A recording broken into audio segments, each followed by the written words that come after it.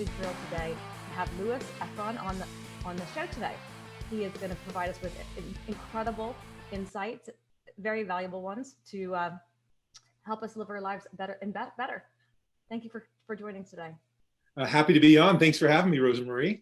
You have so many wonderful accolades and accomplishments. I would love for you to give a little bit of background about yourself. Yeah, I'd be happy to do that. And first of all, I want to say that my 11-year-old and my 7-year-old daughter were very excited about the title of the show because they thought I was going to be talking about dragons and unicorns. They can't wait to see it. Wonderful. Excellent. Absolutely. So I had a sort of unique background as to where I am today. And I started actually as a theatrical director. So my undergraduate is in. And after I graduated from theater in California, I moved to New York to pursue my dream of working on Broadway. And after getting there, I waited tables, I bellhopped, I did conference services, everything but theater. And then ended up getting this really lucky break as a manager for Broadway shows. So I spent the first 8 years of my career managing Broadway shows, directing off-Broadway and off-Broadway and producing and doing a lot of managing. So it was amazing. And while it was theater, I was still running multi-million-dollar budgets as a manager in theater. So I got a chance to sort of learn the world of business within the arts. And when I decided I wanted to be able to pay my rent someday, I decided to switch over into corporate America because I absolutely loved the arts, but I was obviously making very little, moving from show to show. But I also had a ton of experience working with unions on both sides because if you know anything about the arts, there's a ton of unions. Yeah. And so I was negotiating with unions as a producer and manager. And then my last 3 years in the arts, I was actually working as a labor relations specialist representing actors and Actors Equity. So I had really a 360-degree view. And by the way, while I was at Actors Equity, I was actually, believe it or not, a card-carrying teamster because they're the ones who organized the business unit people for Actors Equity. So very interesting dynamic. I love it. Yeah, it was a lot of fun and like I said, labor of love. But I had a really 360-degree view of labor relations. So I ended up landing a job at this fabulous company called Stryker as a labor relations specialist. And they're a Fortune 300 medical device company. And I was so lucky and blessed to be brought up in HR in that business because they're a business that really understands how to care for people and the correlation behind caring for people and growing your business because that business grew 20% year on year for 30 years. And I had a chance to spend 11 years in that company and work all over the world, starting as a labor relations specialist, becoming an HR manager and then a director of HR, and then a vice president of HR. Wow. Working all throughout the US, working in the UK, Ireland, South Africa, and then working across Asia and across all of the world. So it was just amazing experience. And then I got recruited away from a software company to spend a little time over there as head of vice president of international HR and head of global engagement. And I had met my wife, my first international assignment 14 years ago in Europe. So this new role gave us a chance to get back to Europe a bit, which was fantastic, where my first daughter was born as well. So we went back, spent a little time there, and still based in Arizona. So it was the best of both worlds, Europe and Arizona, where we were living at the time. And then I went off to finish my first book, How to Find a Job, Career, and Life You Love. And I moved my family back to Europe because get my wife closer to her family. And as luck would have it, literally 6 months after getting there, getting all our furniture, including a baby grand piano, I get this call about a fantastic opportunity at Tesla to have a chance to work with Elon Musk to launch a global engagement initiative. And so my wife is, God bless her, she's amazing. She should have divorced me, but she said, listen, this is an amazing opportunity. You can't really pass it up. So we packed everything else up on piano and shipped it back to Livermore, California. And so spent some time launching that global engagement initiative there, which was an amazing experience across the board. And then finished my second book, Purpose Meets Execution, and then wrote a children's book and was given another opportunity to work for an amazing organization called DaVita for the last 2 years as their vice president of teammate experience. And so I did that in Denver, Colorado. And now I'm in the process of finishing my fifth book. So I've got lots of fun stuff. I got very blessed. It's a fun ride in my career. That's fantastic. You know, I spent half of my career outside the US as well, mostly in Europe and Asia. And I mean, there's nothing, you can't trade that for anything, right? I mean, learning all the different cultures and how people work so differently. I'll never forget in Denmark, leaving at 4 o'clock on the dot every day was extremely important. And also the beer and cake ritual at 2 o'clock. I mean, you couldn't miss it. If you didn't go, then that's like the. Well, Rosemary, I'll share a really funny story with you along those lines. So when I first arrived in Japan, we lived in Japan for a year, and I was heading the Japanese business for Stryker. And so I was learning the business the first day or a couple nights, and I was fairly late in my office one night around 10 o'clock at night, and I had my office door closed, and I opened it up, and my entire team was sitting out in front of my office. Oh my gosh. What are you guys doing? If you're done, you can go home. And I learned quite quickly different cultural nuances, right? Because in the traditional Japanese environment, your team doesn't leave before the boss. And I didn't know that. Oh my gosh. So they were all up there. So I started leaving at 5 o'clock every day so they could go home and have a life. And then and holding emails to the next day. But you learn so many interesting things being. I know. It just changes your perspective on the world. Oh gosh, I think we could sit here all day and talk about that. But I mean, there's so many. When I got the first time I stepped a foot into the UK, I was, first time I was outside of the United States, 24, and I was in a suit, and we were going to get ready for dinner, and I said to everybody, I said, "Do you all mind if I change in my khaki pants?" and they all laughed and said, "Yes, Rosemary, you can change your khaki pants." And they're all laughing. And of course, you know what khaki pants are. They're in the underwear. I learned that. Well, same experience that you had coming to work. Separated by a common language, right? Yeah. Well, so where did you grow up? So I grew up in Santa Monica, California. I was born lovely. in Santa Monica. I went to Brentwood Elementary School and spent most of my childhood up and down the West Coast. We lived in San Jose for a while, and we lived in Phoenix for a while. My dad worked for IBM, which we coined IBM Moved. Yeah. So we were moved around a lot, but it was amazing. So I got a chance to live up and down mostly the West Coast in Arizona, and then later in life moved to the East Coast. Where are you now? Right now, believe it or not, I'm in a cottage in Scotland. Okay, great. Yeah, my life gets more and more interesting as we go here. But we sold our home in Colorado, and we took a road trip across the U.S. to see some family, and then we flew over to Scotland to see my wife's parents to help them out a little bit and hang out with them. And then when we were going to come back, our flight was canceled. We rebooked. Another flight was canceled because of social distancing. We actually had to rent a motorhome to get out of my parents' house to get away from them for a little bit.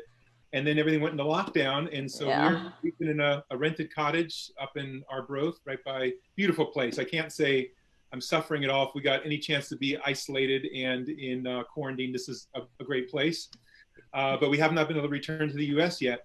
Wow. We're in limbo. Big time. Yeah. Wow. Well, I'm thrilled to have internet access so we can have this conversation today. Me too. So, I'd like to hear a little bit more about your engagement with the World Child Cancer, the group that you started and you founded to improve cancer diagnosis and diagnostics and treatment for some of the world's poorest children. Could you tell us a little bit about that? Yeah, this is something I'm very passionate about. I've been going for about 7 years now. So I've been very blessed with two beautiful girls I mentioned at the beginning of this podcast, very healthy.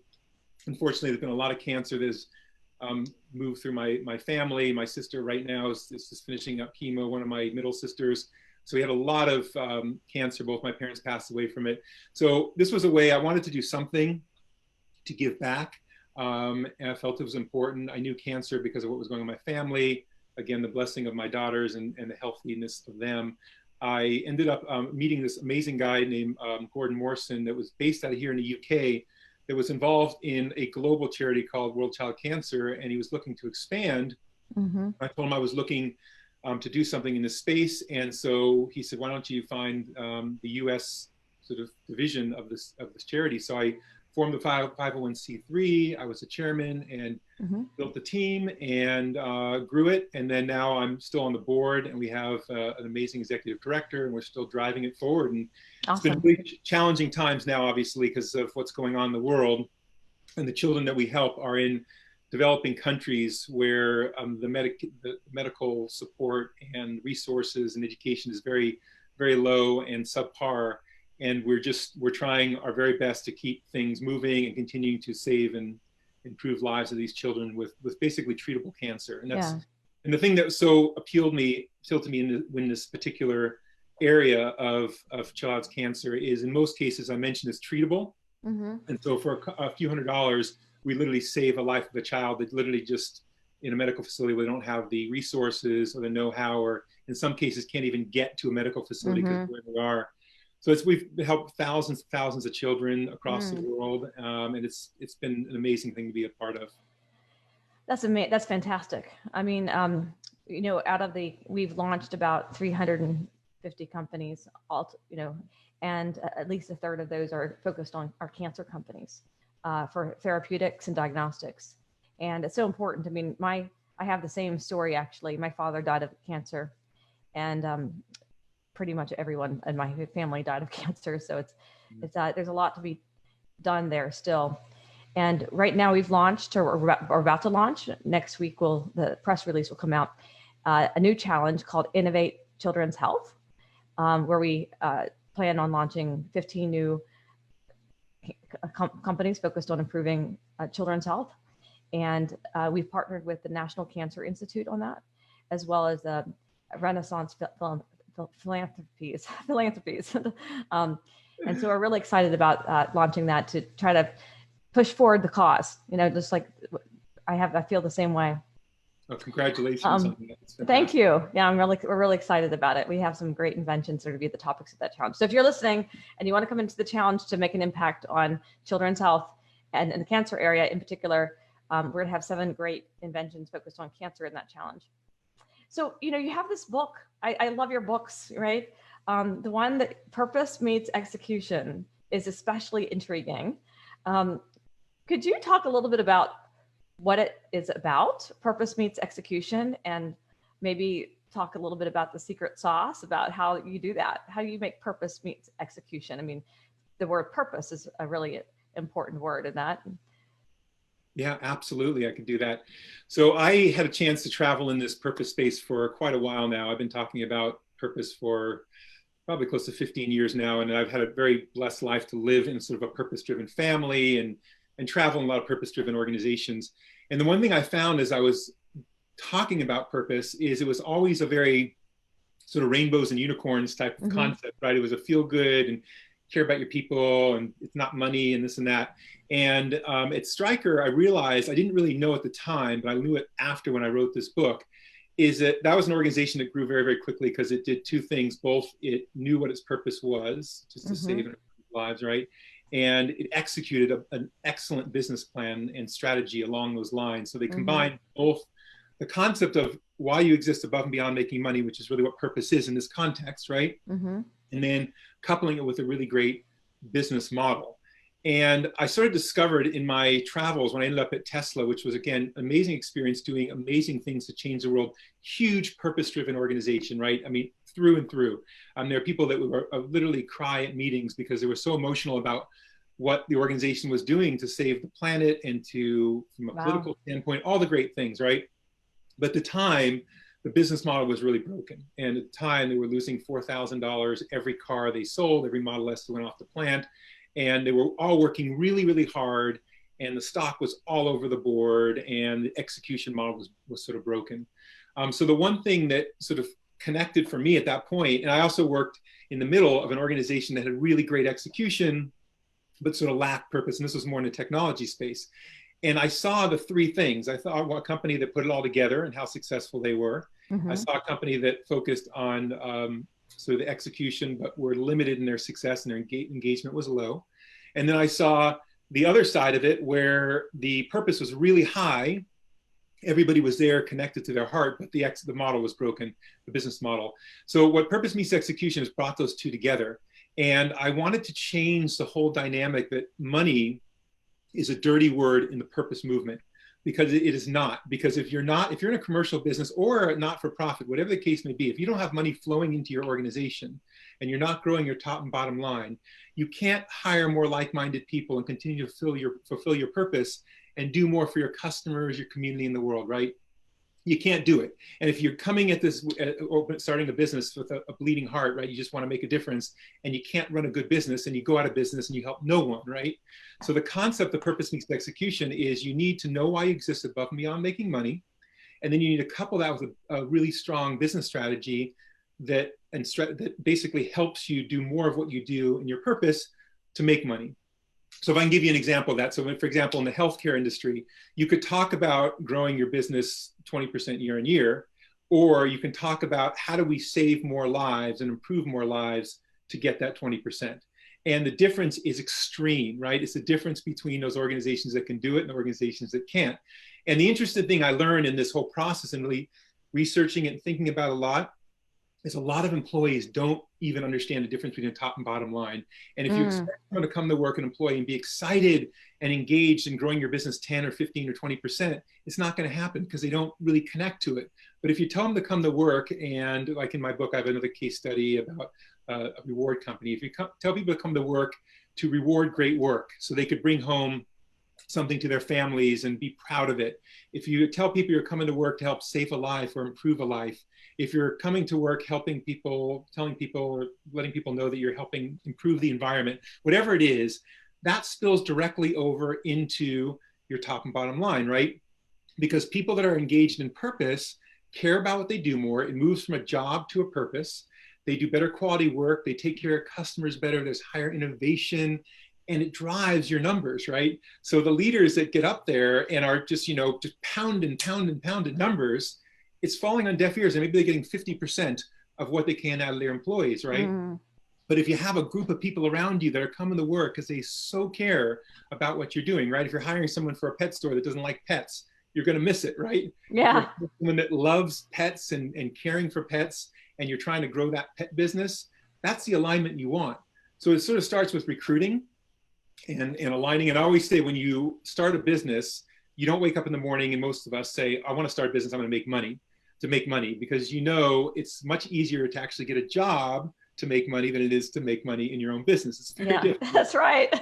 So you usually wake up for a strong purpose, right? You wake up because there's something you want to do, again, for your customers, community, and the world, and then you figure out how to make money doing it. And the key is, as you grow as a business, not to forget why you started to begin with. And that's what happens in a lot of organizations. So the book is trying to get people back to their essence, right? Understanding why you really started, why people want to work for you, why people want to stay working for you, and how do you drive purpose to drive your business results, to do more of your purpose. So is there a secret sauce to it? The secret sauce is alignment. The secret sauce is understanding and starting at the top. Like every great initiative, and there's no HR initiative that's successful in my mind, right? HR doesn't stand up there and say this is an HR thing, because that's what it becomes. It's the leaders of the organization, the C-suite, that drive down the importance of caring for people and the alignment behind why you exist and what we're trying to do as a business for the world. And once you have that alignment at the top, then it's about driving that down through the organization and then hearing back through, having it go down and back up. So everybody's on the same page. And I guess if I was talking about the real secret sauce behind this, it's like rowing a boat, right? You all want to be rowing in the right direction. And there's some people that if it's not a right fit, and we don't get hiring always right. I mean, if you get it right 80% of the time, you're doing really, really well. And it's the key of what do you do with those 20%, right? And it's not that they're bad people, that they're in your organization. They probably could be misaligned with your mission, your purpose, the manager, the culture, whatever it is. But helping those people, caring for those people enough to help them move on to get somewhere else. And the secret sauce is if you can get 100% alignment and everybody coming in knowing what they do each day, how it fits into the larger purpose of the organization, and then how that purpose drives doing more of that in the business results. That's the key. So it's really alignment through the organization. Having managers know how to talk to their employees and opening the dialogue around what's important to that person and how does it connect to the organizational purpose, right? Helping draw the lines between the two. And if a lot of times managers aren't comfortable having those conversations, but that's where it starts. And having regular connect points, knowing your people, knowing what excites them, and then just connecting the dots through the organization, then it all works. You know, we used to, at IBM, I ran IBM's innovation strategy practice globally, which brought me all around the world. And we had a model called the business decomposition model, which had horizontal and vertical alignment. So it was like if you were to decompose a whole company, that there's a strategy piece, there's the management piece, which also are like the structures, the governance structures and architectures, whatever. And then the third piece down below is execution. And then there are columns, which are capabilities in this model. And there had to be vertical alignment amongst strategy, management, and execution, and horizontal alignment across all of the capabilities. So strategy had to exist in every single capability, and they had to be aligned horizontally. And so we used to literally decompose companies to make sure to identify the disconnects where there's no management structure, for example. There's a strategy, there's execution, but there's nothing to make sure there's no processes or architectures or governance or the management components that takes the strategy and makes sure the execution isn't going in 18 different directions. Like, if you said, okay, we're going to have more sales, it's a strategy, or you have a sales strategy and then you execute in 20 different ways, so that really makes a lot of sense to me, the purpose and the execution. And another thing that's interesting is that we're launching a company called Ignite Social Impact. And that gets to the purpose component. It's a crowd equity platform in stealth mode. So yeah, we're really excited about that too. Well, that's really cool. So, how do you think right now people are embracing purpose? I think, if you think about the coronavirus and how it has really dismantled the entire world, it's almost yesterday I heard a term called, it's a social depression, not just an economic depression, that we're going to be going into, or perhaps we're already in. That gets to the purpose component. So how do you think that's changing given the new world that we're in? Yeah, I think there's a lot of dynamics going on here that are interesting to me. Some good and some bad. I think the good thing on the purpose side is more organizations are getting it, at least getting the concept of what running a purpose-driven organization is and tying the two pieces together, right? But on the flip side of that, there's organizations that are also realizing that don't necessarily believe it, but so are marketing themselves that way so they can attract talent.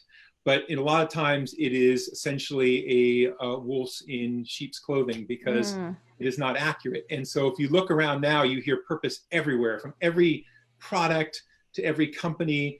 And I guess the key and the challenge now is sussing out what's genuine and what's not. Because if you really understand your purpose and you know what you want to do in life and you join a company you think is purpose-driven, and then it's a facade, it gets worse, right? The situation breaks down. So I think that's one challenge right now is the word purpose has become a huge buzz term, and it's driving a lot of movement in the market, but not always in a genuine way. So I think that's one thing. When you're talking about social depression, I am gravely concerned about the challenges going on right now with COVID-19 and what's happened in society in general.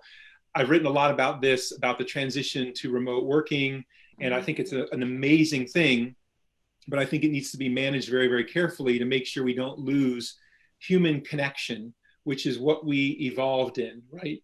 We can't lose our ability to make personal, meaningful connections. And I think what's happened in the world right now with people being isolated and on their own is the human contact is becoming less and less. There's a lot of companies that are now going full remote, which is fantastic because it gives people more flexibility in their lives. But are they prepared to manage the dynamics of making sure that people have in their personal life and professional life the human connection they need? And while being on a screen is wonderful and gives us an opportunity to connect like this, there is still nothing more magical than being next to each other, right? To be able to hug each other or shake each other's hand or just having the human energy around you. And I think as the world shifts like this, there's going to be a void of this human connection, which I think is going to lead into an acceleration of anxiety, depression. We've had an increase in suicides throughout the world. So that worries me tremendously. I think the movement I buy into, I believe in, I think it's great. We just have to manage it correctly so that we maintain who we are as people, right? And that connection, which is ultimately most important. I think there's going to be a lot of loneliness. Yeah. And loneliness is kind of the the heart, if you will, of all of those other mental illnesses. Yeah. So many comorbidities. So how do you think people should prepare themselves for the future? Yeah, well, I think people need to start thinking a little differently and put some strategy around their thinking process. And I'm working with, I've been an advisor and investor in a electric vehicle charging company called GoStation for the last 3 years. Amazing company. We got hit with COVID as we were ramping up, but we're still plugging forward. And we launched our first site in New Mexico a few months ago. Oh. And we're thinking about our business, thinking about startup. We're thinking about our business right now of how do you move forward? How do you think about things? Because it's so uncertain, right? You look at the news and it's all over the board. One day the stock market is up and one day it's down. And one day we're going to have this all solved by next week. The other day it's Armageddon. It's all over the board. Yeah. So I think it's really important for businesses and all of us personally is to sit down and really start putting some strategy around our thinking. What I mean by that is thinking about the what ifs. And this is something, a concept that grew out of productive paranoia. I don't know if you know Jim Collins' work. I love it. And it basically just says, what if scenarios, what if this happens, to be prepared for it. And not that you're a doomsdayer and you're thinking about all the negative things in life. It's just preparing and thinking through, what if the worst case happens, right? And how do you prepare for it? How do you overcome those challenges? So I think that's one side of it, thinking through and being focused on those what ifs and having a plan. And then this side is looking for opportunity during these times, because in all times there are opportunity, and we tend to focus so much on the negatives. But the fact of the matter, there are companies raising money right now, startups. There are companies closing series. There are companies that are doing amazing things. I read recently that Procter & Gamble, for example, during the Great Depression, they were having major financial issues with markets stopping ordering their products and backlog on inventory. And so they said, hey, how about we start selling soap? Everybody needs soap, right? To keep clean. And actually, I learned recently, the soap opera actually grew out of that. They started sponsoring radio programs with their soap, and they actually came up with a soap opera. So the goal around this is there's opportunities in good times and bad. And we need to be focused on both. We need to focus on what are the challenges? How do we overcome that? And then what are the opportunities that we can take advantage of to help make us better and improve and move forward? And there's a lot of great design thinking things out there. I personally love Six Hats Thinking by Edward de Bono. And what that does, and I just did this exercise with GoStation, is it helps you really silo your thinking, because during the day with all the inputs you get and all the social media and news, your head's all over the board. And what this does is it allows you to think in a very siloed manner, depending on the hat you're wearing, about the positives, about the negatives, about the opportunities, the benefits. So I'd highly recommend, if you haven't had, your viewers haven't had a chance to look at that, even a sort of a design thinking exercise with your team, to allow people to really focus on specific thinking, and then you put it all together to get a really 360-degree view. And one of the things, like the hats, like the white hat, is facts. What do we really know? And when you're in that hat, you focus exclusively on facts, right? Not all some of the spins in the news. What do you actually know? What's really true and what's not? And it really helps clarify thinking and what your next path is and how do you move forward. So I'd encourage just more strategy, and people are in a bit of a panic state right now. I mean, it's that fight or flight, right? And when you get in the fight or flight and you don't see a way out, you start to panic. And when you panic, there's a lack of rational thought and you can't make good decisions. So I think right now it's about stepping back and saying, okay, what's really going on? What do I know? What are the opportunities? And thinking about it just more strategically and a little more mechanically will help. So Six Hats and productive paranoia. Yeah. And basically compartmentalizing different areas in order to allow you to think better, more strategically. Absolutely. And one last thing I'll throw in as a base that I love, and I'm a huge fan of Carol Dweck's work for growth mindset.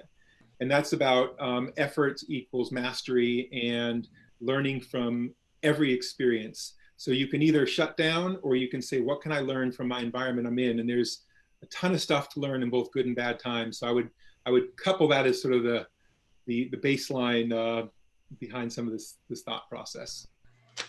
Yeah, there's a lot to grow now. I mean, there's the change is really allowing people to be a lot more creative. We had our hot seats with, I think, about 30 of our companies, our startups we've just launched, and all of them have pivoted in extraordinary ways to make an impact during this pandemic. And just using their skill sets and pivoting their company to make an impact. So they're certainly seeing it as an opportunity to help people, connect with people, and use their skill sets to improve lives during this horrible situation that we're in right now. So can you tell us about your next book? Yeah, so it's funny. And I've had 3 podcasts in the last several weeks, and my book title has sort of morphed a little bit between talking to publishers. So it was originally called Unleashing You, and then I had The Next Level, and now I may be going back to Unleashing You. But the concept, the content is still the same. It'll be out later this year, and it's about helping people sort of unleash the sort of power, beauty, and perfection within them. And it has a lot of concepts, the stuff I was talking about around the growth mindset and helping you realize the perfection that's within you when you come on this planet, and how do you get back to that, being the person you were when you were brought into this world, and to be able to really unleash your potential and do really great things and be fulfilled and happy.